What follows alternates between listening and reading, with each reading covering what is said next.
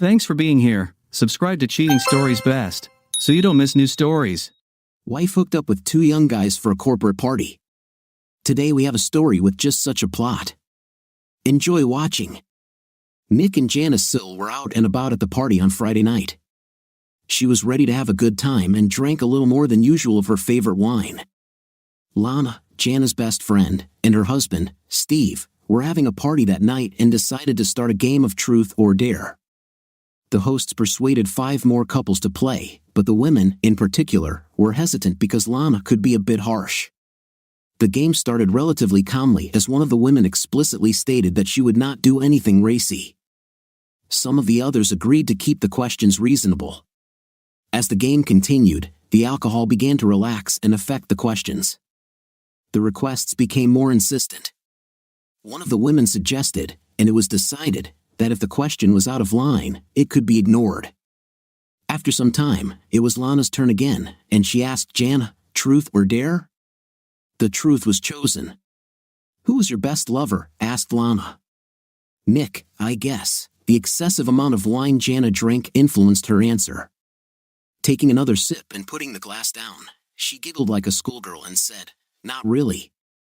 There was a collective sigh. Lana told Nick, well, if you're not number one, then fight. Nick's response was neither verbal nor cheerful. His face turned beet red from a mixture of embarrassment and rage. Jana instantly sobered up enough to realize what she had done and tried to improve. Jana stated that she was just teasing her hubby and that he really was her best lover. Nick stood up and said, to hell, and headed to the refrigerator for beer but did not return to the game. Comments like, oh my god, Jana, or damn, this hits where it hurts, echoed around. I thought the dumb blonde was a myth, but damn it, girl, you just told your husband that his place is no higher than second, and in front of 10 other people. Is he even second or maybe even further? Damn, Lana, I thought you were my friend, Jana said, trying to get up. I was just joking, damn it. I'm your friend. I'm just joking too. Bring him here, we'll all help him calm down, Lana volunteered. Jana felt that she urgently needed to get to Nick and fix everything as quickly as possible. Even drunk, she knew that it would not be easy to calm her hubby down. She found him hanging out at the widescreen with others. There was a game going on, but he wasn't watching it. Sorry, baby, I'm a little drunk. I thought it was funny, but probably not. Get back to the game, let me fix everything, she begged. No, just stay away from me. Stay, and I'll go home, he said, stood up, and began to say goodbye to those who were nearby. Lana approached Jana and asked, where is he going? Home. I'll go apologize to him before he leaves. I did it even worse. I'm sorry, Lana said about to catch up with Nick. Let him go, please.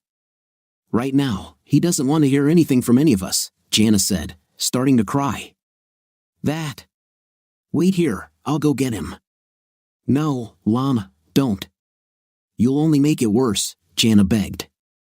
We joke here all the time. What the hell is wrong with him?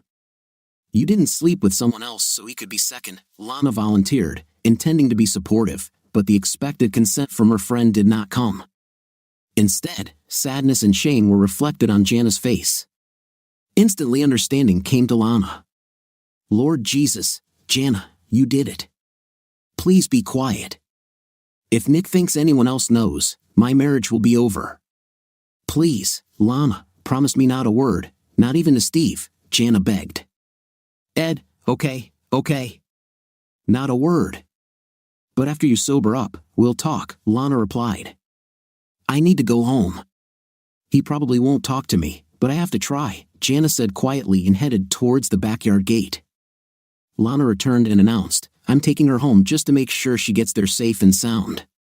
By the time Lana caught up with her, Jana had already reached the side door of her house. Yana, Lana, shouted Lana, but Jana simply turned, waved her hand, and went inside. Jana immediately went upstairs, went into the bathroom, put on a nightgown, and went to bed. She touched Nick's shoulder, hoping he would turn to her for a kiss, but he remained motionless. Trying to get some kind of response, she ran her nails down his back, just the way he liked it. After several minutes of caressing, he remained motionless. She thought she saw a tear roll down his cheek. A last attempt was made to defuse the escalating situation. "Honey, I'm so sorry. I didn't mean it. I love you," she whispered in his ear. The gentle peace offering was not received as expected. "Do not lie to me. I know what you said and what it means. Go to hell and leave me alone," he snapped. Following this outburst, he got out of bed, walked into his den, and slammed the door. Jana cried until she fell asleep. The morning came late since the previous night kept Jana from the desired early rise. There was no coffee pot, no dishes, nothing in the kitchen.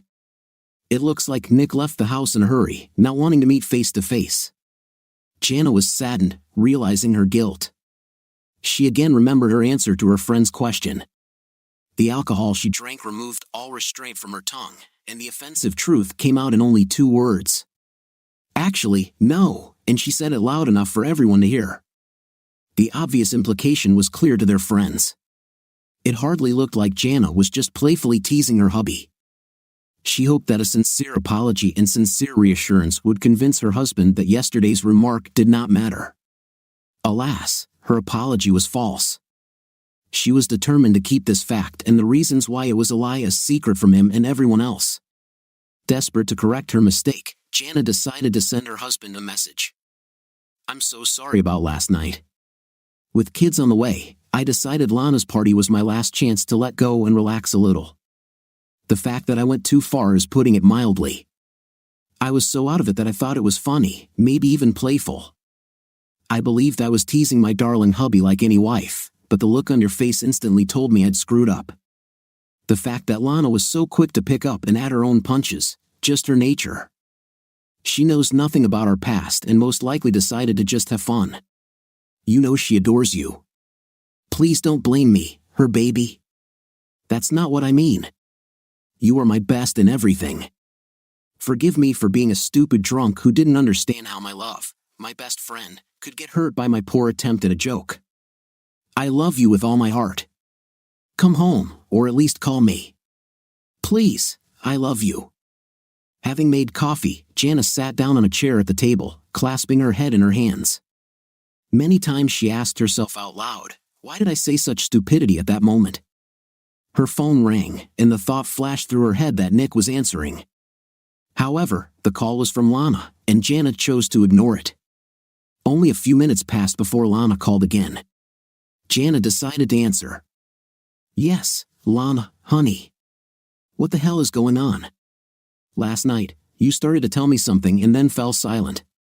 It's not like Nick to react like that because of a little harmless joke," Lana said. "No, it's not like that," Jana answered slowly and restrainedly. "I'll come," Lana said.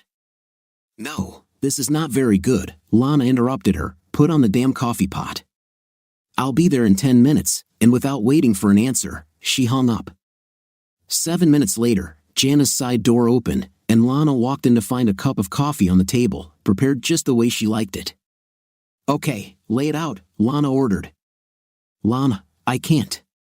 How long have we been best friends? Haven't I ever had your back? Now spit it out." Jana, racked with guilt, desperately needed someone to confide in, and Lana was her best friend. "First of all, you have to swear to me that you will never tell anyone about this, not even Steve," Jana said. "I swear to you, honey, I won't tell anyone. This will remain between us." "Swear on the lives of your children," Lana said, making the most solemn promise. "This happened 5 years ago, even before we moved here. The insurance company I worked for had a great year and had a Christmas party a few days before the 25th. Nick was supposed to be there, but his brother started a small fire in his house, which resulted in significant chaos. My husband and his truck were asked to help. Nick insisted that I go and have fun with my work friends and left to help his brother, even though I told him I didn't have to go. I would be embarrassed to miss out since I was the executive who agreed to oversee this year's holiday parties, including cleaning up and restoring the office afterward. I pray to God that I insisted on helping with the fire damage instead of getting ready to change clothes to go out. I hesitated. Initially, I wanted to make my husband proud of me. The skimpy little black dress, daring bra, and thong were meant to dazzle and show everyone how hot my husband's wife is. The choice of outfit puzzled me because I didn't think about what else to wear. My first mistake of the evening was deciding that I still wanted guys to drool over me and wearing a cheeky outfit.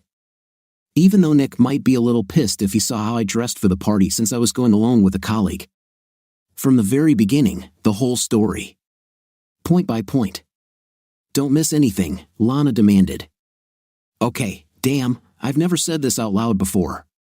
The party was typical. Everyone was happy, the drinks were flowing, and some guys were taking advantage of single women with liberal use of mistletoe. As night fell, I was drafted into the ranks of single girls. Not surprising since my hubby wasn't there, and I was dressed like an errand woman. I realized what they were doing and should have put an end to it, but I was already tipsy and enjoying everyone's attention. Two guys in particular, Mark and Jake, kept pressuring me to relax. This was not the first time they had made intimate innuendos in my direction, and to my shame, sometimes I played along by returning feminine responses.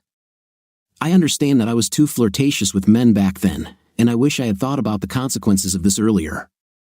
Anyway, they kept pressuring me to allow things that wouldn't pass my husband's test. I knew exactly what I was doing, and worse, I was lying to myself that a little fun wouldn't hurt anyone. Nick will never know anyway, right? They lured me into places where others could not see the liberties that I allowed. The kisses became more and more intense, and as time passed, so did my morals. They became bolder when they realized that my symbolic resistance had disappeared in direct proportion to the lesser likelihood that others would detect us. Hidden from prying eyes, the men freely groped my body. I encouraged them, I knew it, and what's worse, they knew it. It's finally time to send everyone home. Since I was in charge, my job was to kick them all out after they helped me clean up. Since the place looked fairly restored, I turned off the lights and locked the main room. I then headed to my office to grab my purse, phone, and car keys. I changed my mind for a moment. I probably crossed all boundaries of what was permitted. Designated drivers were set for everyone except me because Nick was supposed to be my driver. The only good solution for this evening was to call a taxi. When I opened the door to my office and reached for the switch, Mark grabbed my hand. Not allowing me to turn on the overhead light, which was very bright and could be seen from the outside. He said, "Let's continue," and kissed me on the lips. I was lost and too far gone for thoughts of betrayal to get in the way. "Looks like some bad guys want to play," I said, stuttering slightly. "We were really hoping you'd see this," and he reached out and turned on the desk lamp so there would be enough light to see what we were doing. But not advertise to the outside world that someone was inside. Mark then closed and locked my office door. I need to emphasize something right here that I don't think you or anyone else, for that matter, would believe, but I swear to God that it's the absolute truth. When I said I wanted to play, I didn't mean to have a night with them. You're right about that. Convincing anyone, especially Nick, hell, the chances of anyone but me believing it are zero, Lana added. I know. Don't I know this for sure, but I need you to believe me. I really, really need you to believe me, Jana pleaded. Okay, baby, I believe you.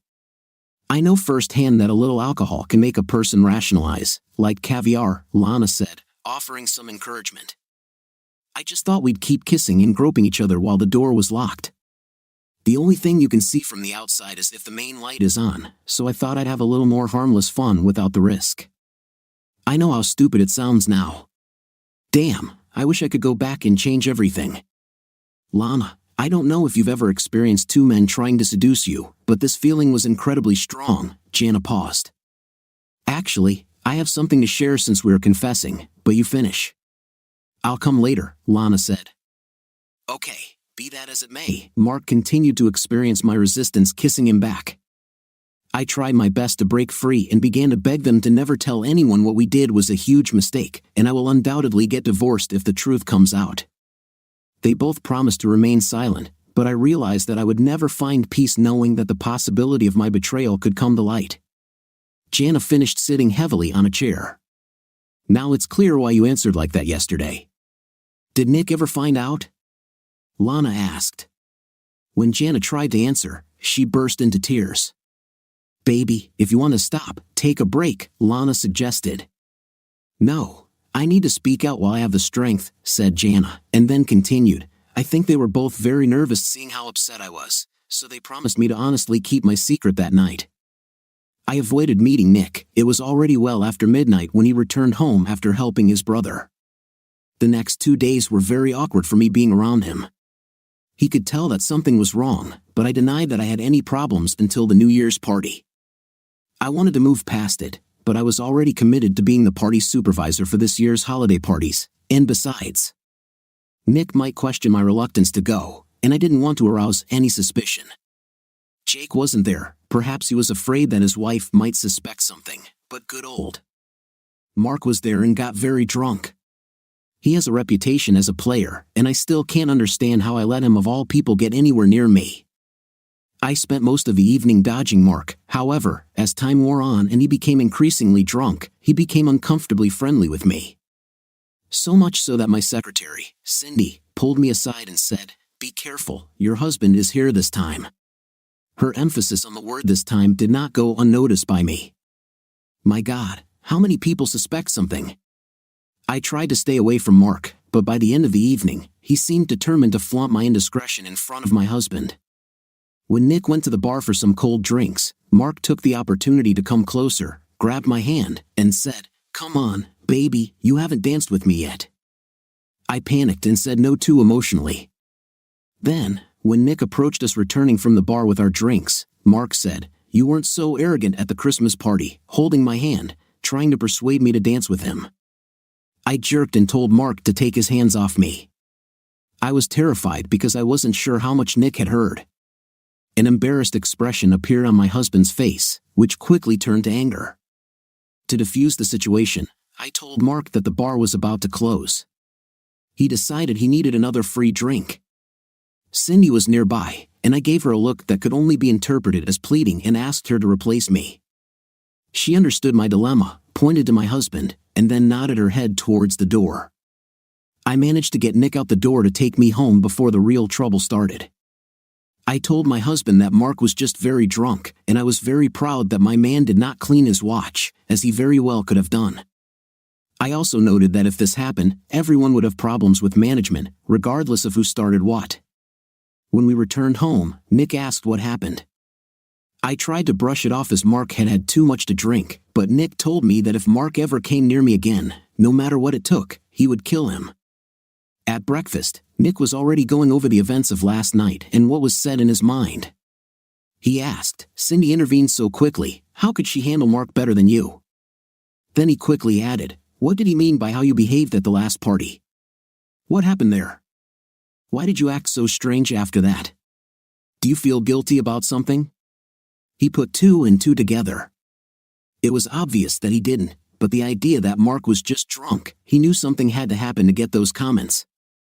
Then he asked me again, with more force, "Well, what the hell happened at the Christmas party?" Feeling depressed, I broke down and admitted that I got drunk and engaged in some inappropriate behavior but did not go into details. Then Nick looked me straight in the eye and asked, "Did you have intim with him?" He saw it in my eyes and understood it even before I answered. There was no point in denying it, so I said that I had drunk too much and that I was ashamed that I had allowed this to happen. He was furious, but he didn't press for details, and I didn't say anything, so he never found out about Jana or what I let the two of them do. To my shame, he probably didn't even think I was capable of such behavior, so it didn't even occur to him to ask.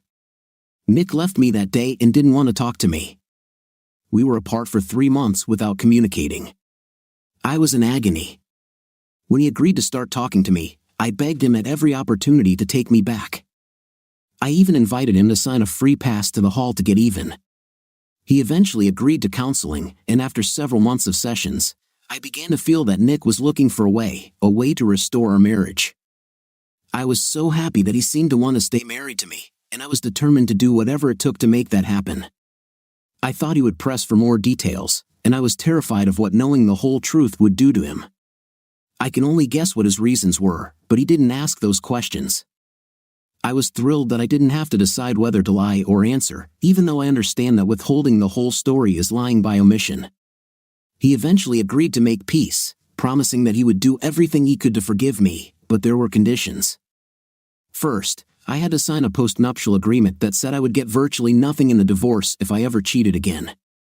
Another requirement of our reconciliation was that I should quit my job and we would move. Finally, he surprised me by showing me his hall passes. I forgot I suggested it, but I was so desperate for him to agree without asking any more questions that I signed an agreement that included giving him a couple of free passes to the hall. I think he needed them to help restore his badly damaged pride more than anything else. So, I agreed to everything, including moving away from all our friends and family so I could get my man back. Luckily, he was able to make a lateral move in his company, and my experience in insurance also made it easy for me to get a job. That's when we came here. I never had to tell him the whole truth about my betrayal, and I never let him down again.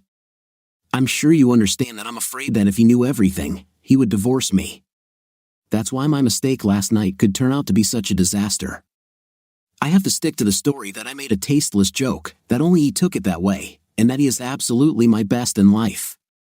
Jana paused, letting her saga sink in. Lord, did you have a threesome? I fantasized about this. Tell me again, how was it? Lana asked, showing enthusiasm for what her friend had done instead of realizing how close it was to ending the marriage. Damn it, Lana. I almost lost my husband, and I'm still in danger. Then, after a long pause, between you and me, I cannot deny this fact, it was the most exciting experience of my life, Jana said solemnly, and then added, I can't ever let Nick find out the truth. Never. Okay, I understand why you said that. I also understand that no man can compete with two. It's better than my dirty story, Lana shared. What did you do? Asked Jana. Okay, I also want you to swear to me, nobody needs to know. Stevie would probably throw me to the curb, Lana said, looking intently into Jana's eyes. We made an agreement, nothing said here will ever be revealed to anyone, Jana swore, her mutual devotion apparent, and then invited her friend to share. Okay, it's your turn to tell everything, Lana began her story. Both of us. I never spoke about it out loud either.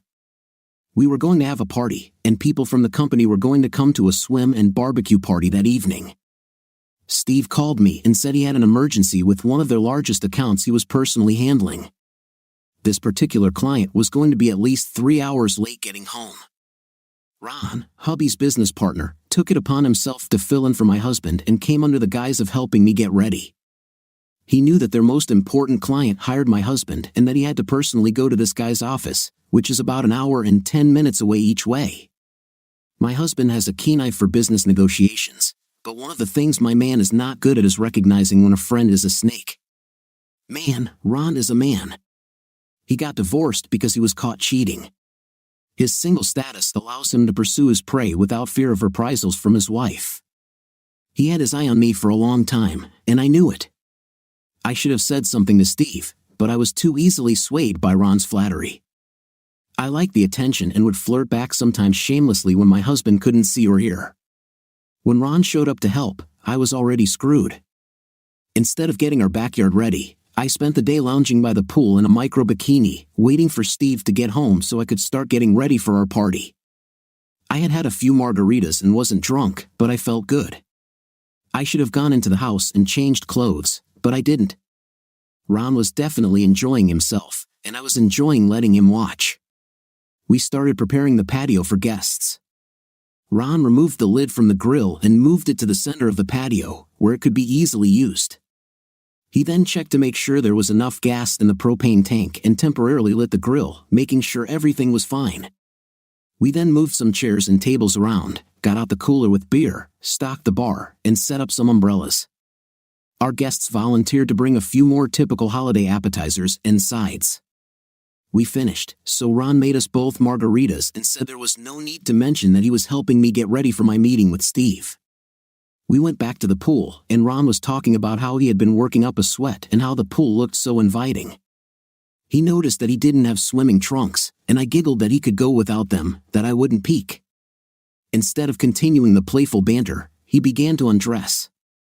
When he was wearing nothing but his boxers, he came close to me and said, "Let's swim together. They have a beautiful evening." I started crying. I was hurt and ashamed of what I had just done to my husband.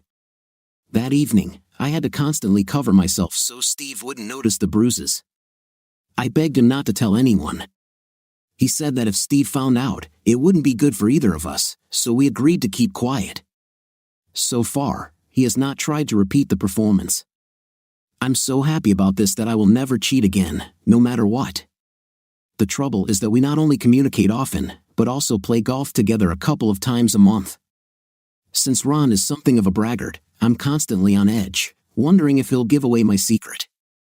Steve told me that Ron keeps going on and on about some woman who is a wild cat, but he won't reveal who it is. I know it's me that he's giving a detailed account of intimate. The man is probably content to talk about his intim to his hapless husband. If Steve ever finds out that Ron is bragging about me, I think he will kill us both, and we deserve it. With these words, Lana ended her vicious story. Later that day, Lana called Jana. "Hey, friend, is everything back to normal?" "No, God, Lana. I haven't heard a word from Nick. 5 years later, I thought we were already over it." "Have you ever heard of this Mark?" Lana asked. "No, but my mom said there was a guy I worked with, Mark, who got beat up pretty bad when he left the bar. Do you think it was Nick?" "I don't know. I'm afraid to ask. Besides, no matter what, I never want to bring this up and cause him more pain. That's why it's so bad that I screwed up last night and made him go through it again. I'm really worried. I think maybe he's going to leave me." "No way, baby. He loves you too much. He's just hurt. He's reliving the fact that you cheated on him. Look, he's already forgiven you for this, at least the part that he knows about. He'll come to his senses. Trust me." "I don't know. I'm scared, Lana. We were going to have kids. I had my last affair with alcohol at your party, and then we were going to start trying to get me pregnant. Now I'm not so sure. Are you going to work on getting pregnant?" "Amazing," Lana responded enthusiastically. "I stopped taking the pills 3 days ago, but now maybe he's glad that we don't have a child who would complicate the divorce," Jana answered, sobbing heavily. "Listen, he's probably just drunk as hell and will sleep it off in his motel room. Don't worry. It will fill you with little swimmers soon. Hey, baby, my grizzly bear is screaming. I have to go. Hang in there. I'll call you tomorrow, okay? Go take care of Steve. We'll talk tomorrow. Bye." Both women passed out. Jana spent a long, lonely night waiting on the sofa for her husband, who never showed up. It was 3 o'clock in the morning when fatigue finally overtook her, and she fell asleep. Nick got up early Saturday morning, packed enough to avoid returning home for several days. He wasn't in the mood to talk to his wife, so he went to a diner for breakfast. As he sipped his coffee, he replayed the events of the previous evening in his head. He thought to himself, This damn. So I'm not her best lover? I guess that idiot Mark really rocked her world." He looked at the phone and turned it off. Let him guess where I am, he thought. Nick picked at his ham and eggs, wondering what he was going to do. A short question was required. What is he going to do for the rest of the day? Then came the inevitable long term. Is he going home ever or divorce this? Divorce. Lord, is this really what I have to think about? It doesn't feel right, but making a choice now when I'm mad as hell is probably bad. Maybe I should go back and beat the crap out of that. Again? No, I was lucky I didn't get caught last time. I need to think. I could go to a club. I think the golf course would be better. Here's what I'll do. Everything I need is already there. Maybe there I can decide what to do with my disrespectful wife. He joined a couple and had his own cart, which gave him more to think about since he didn't want to talk to his cart buddy. He had a couple of drinks after the match, and the first good news of the day was that his favorite bartender was working. Dear Susie Q, that's what he called her. Susan Bryant is her real name. They always exchanged playful teasing back and forth, both flirting. In fact, he never tried to seduce her. Suggestive conversations were just conversations. For his part, he always assumed she was just trying to increase her tips, and it actually worked. She immediately noticed that Nick's typical innuendos were missing and something was bothering him. When the other two men left, Nick felt it was the right time and place to continue drinking. Not being very busy, Susie Q walked over. "What's the matter, baby?" "I miss your usual attention," she began. "Ah, the usual show at home," he replied. "Come on, my love, you always say that you can tell me anything, darling." "That's good." "Last night, during a game of truth or dare, my wife announced to me and everyone else that I was not the best lover she had ever had," he admitted. "Damn, is she angry with you or what?" "I don't believe for a second that this is true about you." "The way you constantly flirt with me makes me horny," she replied, giggling. "I really wish you meant something like that. I need a hot woman to calm me down a little." "Do you think I'm great?" she asked, showing a calm smile. "Hell yes. I know I'm just a client, and you're doing your job. I understand that I don't have a chance with you," he said. She looked him straight in the face, looked deep into his eyes, and said, "You have a chance."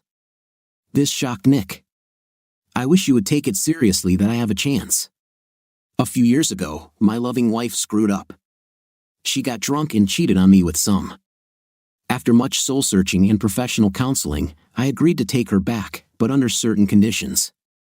One of them was for me to have a couple of hall passes to even out the situation." "Did she give you free passes to be with other women?" "Is this, or true?" asked Susie. "That was the agreement." "It's actually in writing," he replied. "I will never tell my man that he is not the best lover. It doesn't matter if it's true. Only if the doesn't care whether she gets sent or not. Then you can never, never say that, Nick. I finish at 5. If you want to cash in one of these passes, be here," Susan said. She saw several more golfers enter the room and left Nick to ponder the offer. As she fussed over her new clients, Nick thought to himself, "God, I always thought she was just playing along because I tip her so well. I really think she was just offering me her hot body." Well, Jan agreed to the passes, and Susie Q could give me what I need. Restore my courage. It was 3 o'clock in the afternoon, 2 hours before she would finish work. Nick decided he didn't want to sit in a bar getting drunk and deciding what to do. Instead, he threw 2 $50 bills on the counter, a total of $58, to pay the bill, waved to Susan, and said, "I'll be there." He couldn't take his mind off Susie Q's best qualities. She had 36D chest that attracted everyone's attention, and Susie Q herself was a beautiful woman, several years older than him, although she didn't look like it. To top it all off, she had a big 5th place. Weighing what to do, he said to himself out loud, "Jana never felt the pain of betrayal, the terrible pain that I had to go through. Maybe she wouldn't be so promiscuous if she had experienced what I did. To hell with it. I'm going to shower, change, and come back to the bar at 5, and see if Susie Q is joking or not." At 4:45 p.m., Nick re-entered the bar, and Susie couldn't help the smile that spread across her face. She poured him a whiskey and cola, placed it in front of him, and said, "After the last tip, this one is at my expense." Then she added, "Bill is here and ready to take over the bar. Just give us a minute to get the register in order, and I'll be ready to go. I'm hungry, thinking about where we'll go for dinner." While she was getting ready, Nick called and booked a table at one of the best restaurants in the city. At dinner, he tried to shift the conversation to Susie, but she wanted a more detailed explanation of why he decided to ask her out. He told her everything. Everything he knew. She only said that she was divorced, that she was a flirtatious wife, and that this played a role in the death of her marriage. After dinner, they went to a dance club, drank a couple of drinks, and danced. During the third dance, clinging tightly to him, she said, "Listen, I know you're probably trying to play the gentleman, not rush me straight into bed. The point is that I have already made my intentions clear. How about leaving here for me without further argument?" The bill was paid, and they went to her apartment. "Will you have a drink while I change into something else?" she asked. Nick just smiled and accepted her offer. When she left the bedroom, his breath caught in his throat. He squeezed out with difficulty, "My God, you are amazing." She was wearing a Steelers jersey and nothing else. She reached up, placing her hands on the back of his head to pull into her lips for a passionate kiss. "I'm glad you approve," she said as he stroked her most intimate part with his hand. Susie pulled him through the doorway towards the bed. "Did you like it?" she asked. "It was a wonderful time." "God, it was great," he replied, unable to find the right words to describe what he had just experienced. "I'm so glad you liked it." "But the same rule applies to guys." He looked embarrassed, so she added, "Never, never tell your woman that she is not the best." He laughed when the meaning dawned on him and said, "I understand. For now, lie down. Now, I'll bring us a couple of glasses. We'll regroup, and then I'll put you in order again," she instructed. Her perfect bare fifth place moved deliciously as she walked back into the kitchen. Nick couldn't help but be hypnotized by this seductive movement. After giving him some time to recover, Susie began to gently massage his entire body. This round took a little longer, which was great. The two of them reached their peak again. "Did you ever imagine that we would do this?" she asked. "No, not at all. I mean, I pretended it was you a couple of times while Jan and I were having intim, but I felt a little uncomfortable doing it. So usually, after a day on the field and a little playful flirting, I would be in the shower at home thinking about this," he said, pointing at her impressive chest. Susie giggled and then added, "I never thought this would actually happen either. I fantasized too, thinking about how you made me. In reality, it's much better, isn't it?" "Yes, much better. Please stay with me today. I know this is probably a one-time occasion, so please make it special." "It's been a long time since I last woke up next to a man," she asked. Nick nodded, and Susie Q smiled. After sufficient recharging, she said, "I hope you are ready for the final stage." No more encouragement was needed. The next morning, Nick woke up to the smell of bacon. Susie Q had already prepared coffee and breakfast. When he slowly walked into the kitchen fully dressed, she said, "Do you need all these problems?" "It's okay. I wanted to give it my all," she said, smiling at her lover. "Susan," he began. "Don't say it. I know that you really love your wife. I'm a big girl now. Don't worry. I wanted you last night as much as you wanted me," she said, cutting off his apology. "Besides," she continued, "I'm not very good at exclusive relationships, which is actually how my divorce happened.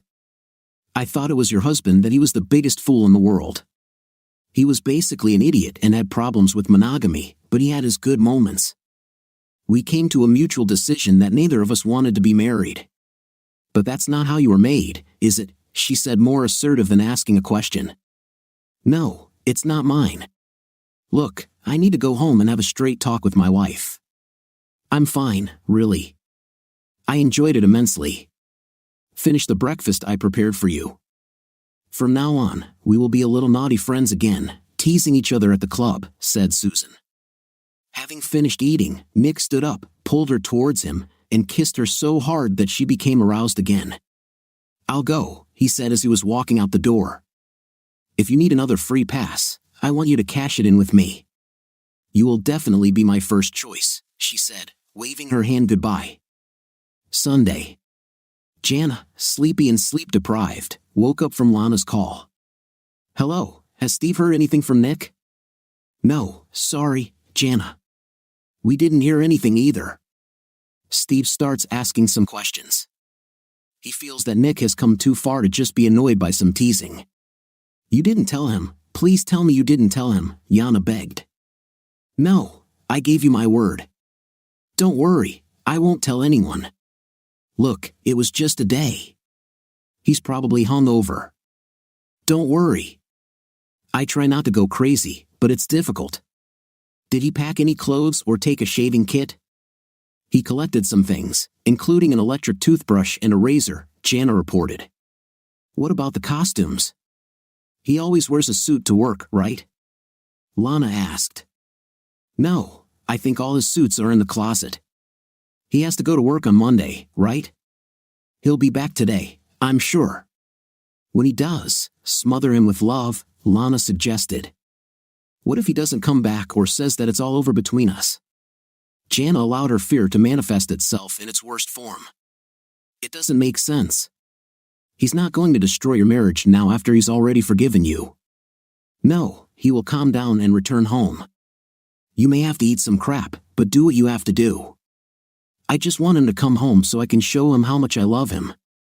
I'm waiting. I hear the garage door opening. I have to go, Jana said, ending the conversation. When Nick entered, Jana was already waiting for him at the kitchen table. We need to talk, he said, causing his wife to gasp. She half expected the conversation to be about the end of their marriage. On Friday, you tore my heart out. All these horrible images of you cheating with this guy came flooding back to me. I'm sorry to hear that I wasn't the best of your lovers. For me, at least, it meant that your date was supposed to be. He began. Jan took advantage of the moment. She knew that she absolutely needed to stop him thinking like this. So, she repeated most of what was in the message she sent him on Saturday morning, hoping that it would help him return home. Baby, that's not what I meant. I was drunk, and it seemed to me that I was joking, pranking my loving husband.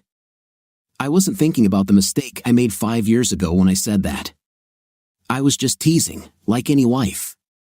Nobody, I mean absolutely no one, there thought I really meant it. Even Lana's lead was just for fun. She called me several times and asked why you feel this way. She wants to apologize to you. She feels terrible, convinced that she is the cause of the problems between us. I don't know when you answered this stupid question, it seemed to me that you weren't joking. I don't want Lana to be involved in this. This is between us. Please tell me that you didn't tell her everything else, Nick blurted out with concern in his voice, fearing that Jana would spill the beans, and Lana would tell the whole damn world. No, baby, no. This is just between us, she said as confidently as possible, considering that she now had another lie to sell to her husband. I swear what you're upset about isn't what I meant. You're the best thing I've ever had. Please let me make amends, Jana said desperately, wanting her man to buy into this lie. Okay, let's say, as long as I believe you, there's one more thing I need to tell you before we go any further, Nick began. Jana froze, not knowing what would happen next. On Saturday, I went to the club.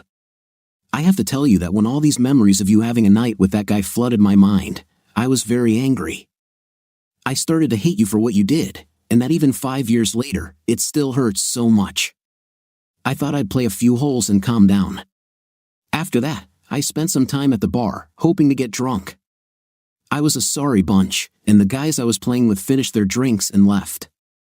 Susie, the bartender, noticed my low mood, and since we had always been on friendly terms, came over and asked what was bothering me. I was already so drunk that my tongue was loose, and I told her about last night and how you didn't think I was the best anyway. Susie said if I wanted to cash in one of my passes, she'd be out at 5 o'clock. I returned to the course and played a few more holes, determined to decide if I wanted to use her to get back at you. I was also wondering if I needed a divorce. As soon as Nick said the word divorce, Jana took a deep breath, not wanting to procrastinate. He immediately continued, I quickly realized that ending you was not exactly what I wanted, but I also had to relieve the devastation you caused me. I suppose it's petty of me, but I wanted you to feel the same pain. So just before the end of the workday, I returned to the bar. Susie gave me a look that needed no explanation. Jana could not speak, the realization of what her husband was confessing began to reflect on her face.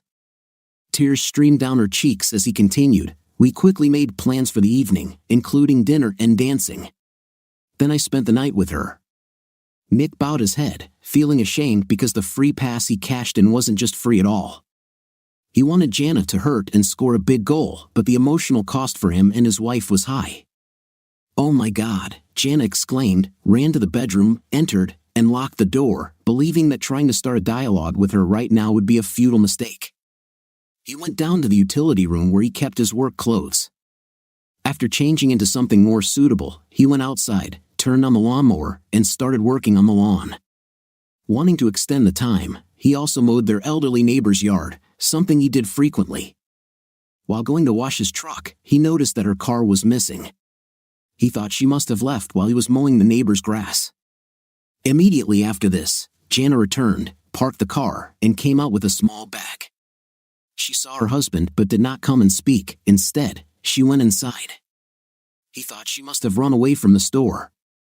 After finishing his work, it was 5 o'clock in the evening, and Nick finally gave in to the thought that he had run out of reasons to put off returning to the house.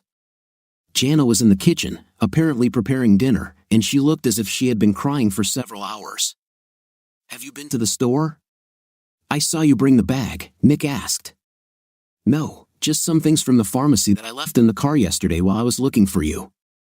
"Where are you?" "It doesn't matter," he continued. "I went to your golf club." "I wanted to talk to her, Susan." "Why did you do that?" "I asked her please not to take my husband away from me." "Jana, there is no chance of this," that's what Susan said, and then she admitted that she doesn't really like being exclusive. "She also told me that she knows for sure that you are in love with me." "I love you, it's not a problem," he replied. She also asked if I really said you weren't my best ever in front of my friends. When I nodded, she asked if I was in my right mind to say something like that or if I was just stupid. I told her I wanted to tease her. She said there's nothing funny in saying this and also in front of friends. Damn, are you ready to listen to my advice? When I said, of course, she told me a couple of things. Which ones? Nick asked.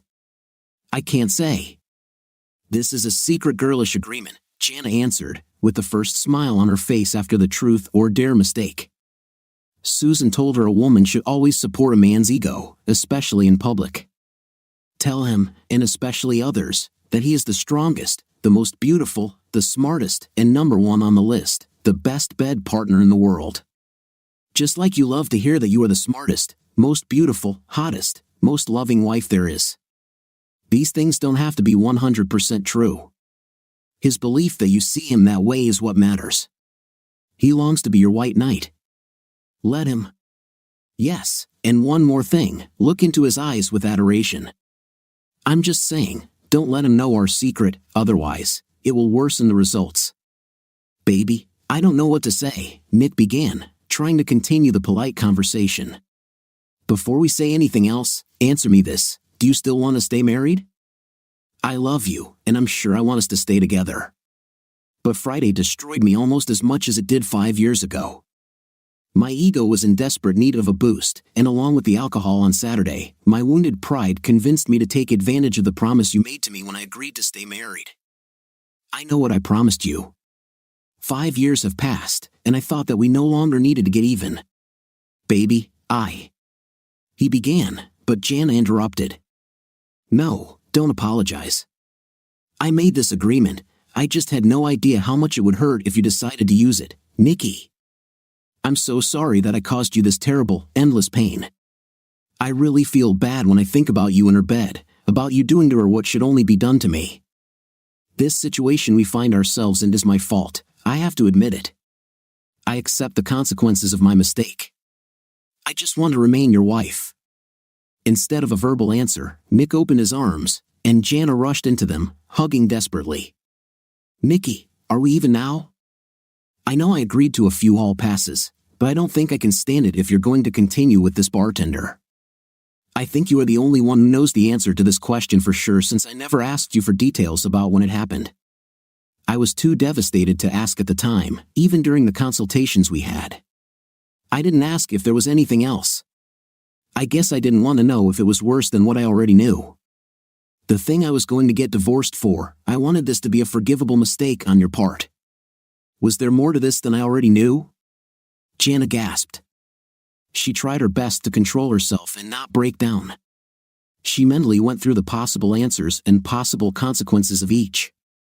What is there some more? What didn't you tell me? Nick asked in an irritated but at the same time scared tone. The moment of truth had come. Jana was able to confess her alcohol-induced, lust-fueled threesome, which gave her the best experience of her life, that she cheated with 2 men, not just one. Jana was sure that the disclosure of this fact would certainly lead to her losing her husband. Or she needed to muster all the strength she could muster, look her lover straight in the eyes, and lie as convincingly as possible. Jana had been puzzling over how to answer this direct question for 5 years. She reasoned that if she told everything, it would hurt Nick even more, and he would divorce her. She couldn't stand either outcome, deeper pain for Nick and no longer being his wife were not viable options. In her reasoning, she decided that this would be her cross, which she would carry to the grave, the sacrifice she must make to save her marriage and protect it from unnecessary suffering. Even though she seemed caught off guard in the first few seconds, her response was timely and didn't seem like she was creating a contrived version of the truth. He had no idea she had been preparing for this moment for so long. Sell like her life depended on it. No, my love, I gave this access to my body once. I think we should call this a draw. We both need to forget about this, or our marriage will be ruined. If you truly forgive me and put aside my mistake from many years ago, I will not say a word about your date with Susan. I want this. No, I need this to finally end. Are we even? She asked with a plea in her eyes. Yes, I also need it to end. What we actually did caused each other immeasurable pain. I agree that if we try to be reckoned with, we will not survive. I don't need passes anymore. I love you, he said. I love you more than you know. I will never again make you doubt that you are my best at everything, she replied.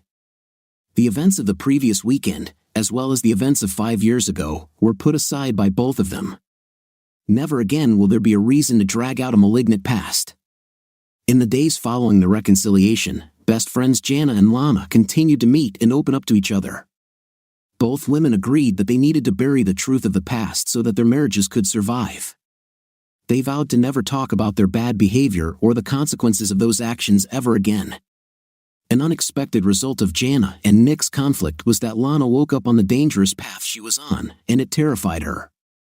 She deliberately changed the way she interacted with other men. Steve was curious about what had caused this change in his wife. She became less flirtatious with other men and more attentive to him. When he asked, Lana would only answer that she realized she had been taking him for granted and that she was determined to fix this situation. Steve also noticed that while Lana always gave great intim, it seemed to happen more often and with greater intensity. Was Susie Q's wise advice passed on to Lana? 3 months after they reconciled, Jana's birth control stopped working, and she became pregnant. Nick was delighted. He and Jana's new era as a young loving family began without any need to look back. A year after Truth or Dare, Ron got blackout drunk while playing golf with Steve and revealed that Lana was the hot wildcat he had bragged about having intimate with. His alcohol-soaked brain didn't properly calculate her husband's reaction, as Steve's next blow was a right fist to the jaw. The blow knocked Ron to the ground, and when he tried to get up, another one followed, and the light went out. Ron's golf bag was thrown off the cart, leaving him on the 16th tee. Arriving at their home, Steve immediately ran into Lana. Without any warning, she gave in and begged for forgiveness. He moved out for several months, considering his options. When the affair happened, Ron agreed with Lana that it would be bad for both of them if Steve found out. This was largely due to the fact that they were not equal partners in business. Steve was the majority owner and could essentially push Ron out. This was done by offering him less than his share was worth but allowing him to leave without exposing his treachery. Sober Ron accepted the offer, regretting what he had done. Lana's misfortune, the fact that her betrayal became known, scared the hell out of Jana. But Lana managed to survive the divorce and start a new life as a single divorced woman with children, without dragging her friend along with her. A few years later, she chanced upon an account manager who was in town on business and was temporarily assigned to an office in their town. They had met before at a work-related convention she and Steve attended. He was also divorced, and they were both single.